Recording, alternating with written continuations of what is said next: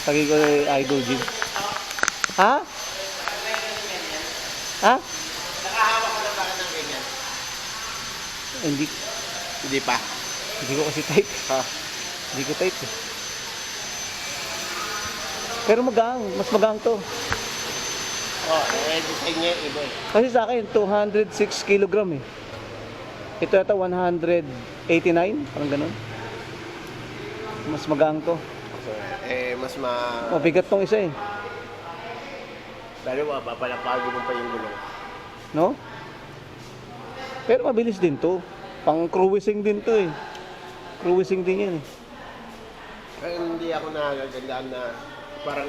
Tingin mo medyo umano sa kanya yung mukha niya sa harap, no? Parang hindi bumagay, no? Ang laki ng ulo. Dapat nilitan ng konti eh. Pinalaki, no? Ang laki nung nasa harap. Kung lumit yan, gaganda yan. Kaya yung iba ginagawang bilog. Ginawang scrambler. Oo. Kasi ang laki nung nasa harap mo. Kaso pag tinanggal mo yan, tanggal din yung panel mo. Diba tatanggalin din yan, no? Oo. Tanggal din yan eh. Eh, no? Oh, nakadikit eh, oh.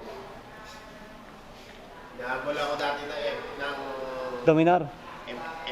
yung NLEX, ganyan. Ay, ang dala mo, Harley. Hindi, yung R1 na... Yamaha. Oh, Yamaha. Putang ina lang. Ano Nahabol ba? ako. Hindi umabot sa akin sa NLEX eh. Mabilis yun. Puta yung Yamaha mo.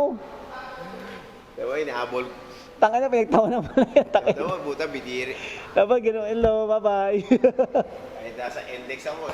Nakalusot ako sa NLEX. Pinapara ako. Puta ina. Buta, inataw ko. Langit. Ito maganda, guys, oh. No? Ha? Ito ang gusto kong bilhin, son eh. Ito, oh.